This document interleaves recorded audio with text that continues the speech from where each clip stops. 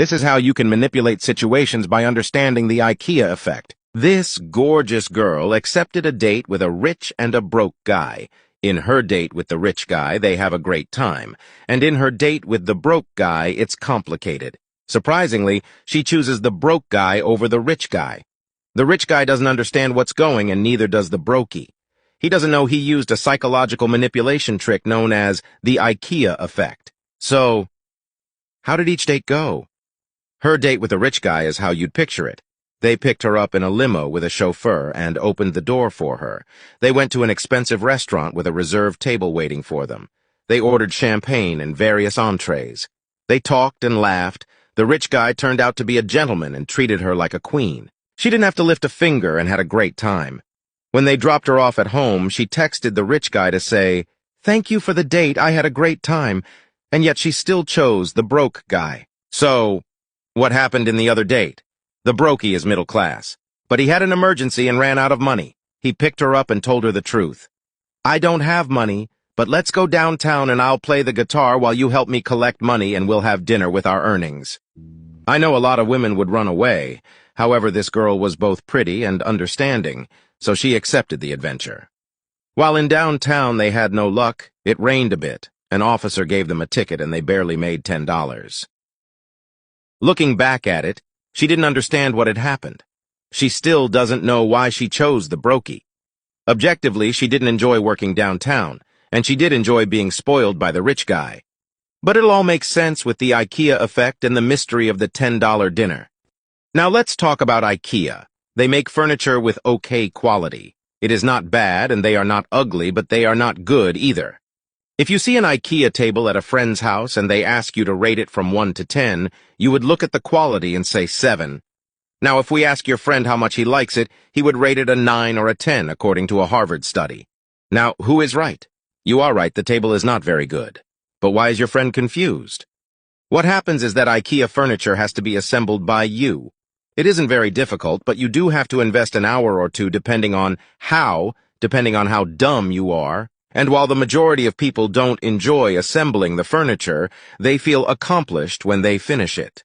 You look at the furniture objectively, but they have a deeper connection to the thing because they put in the work. And you may now be wondering what happened in that $10 dinner that made the pretty girl fall in love. The IKEA effect is so effective that marketers had to study it. Let me tell you a funny story that shows the IKEA effect. When instant cakes first went on sale, it was an awesome product. You would add water to the mix, put it in the microwave, and you would get a delicious cake. The weird thing is that no one wanted to buy it. They wondered why. The flavor was good, the price was fair, but it turned out that they were too easy to make. Part of the pleasure of baking a cake is serving it your guests and saying, "This is my masterpiece." But no woman felt proud of baking an instant cake.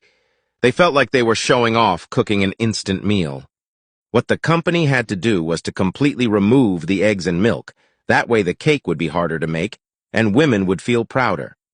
Now that they had to mix in the egg and the milk and perhaps decorate the cake with a fruit, now it felt like their masterpiece. The same way your friend fell in love with his furniture because he built it. Victims of the IKEA effect.